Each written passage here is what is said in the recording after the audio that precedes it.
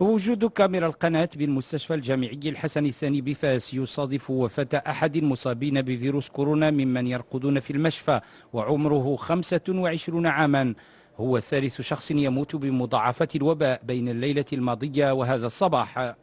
في هذه السيمانات التالية بدينا نشوفوا التوافد نتاع كثر ديال المرضى.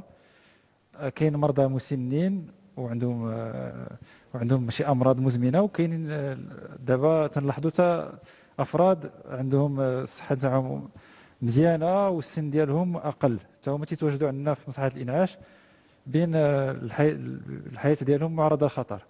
ويرقد في قسم الإنعاش بهذه الوحدة الصحية بفاس إلى حدود صباح اليوم 10 أشخاص في حال حرجة بين الحياة والموت، كما توضح هذه الصور.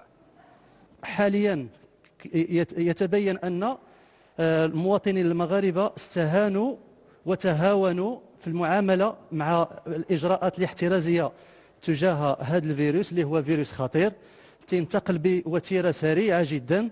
وكما كنشوفوا المواطنين المغاربه ما تيديروش الاجراءات الاحترازيه، ما تيديروش الكمامات ديالهم.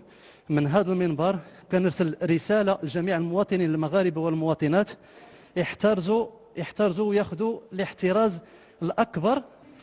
الأكيد أن ارتفاع الحالات الحرجة ومعها حالات الوفيات تستدعي المزيد من الحذر من فيروس مستجد وغامض، خاصة وأن الأسبوعين الأخيرين شهدا ارتفاعا غير مسبوق في إماتة كورونا في المغرب.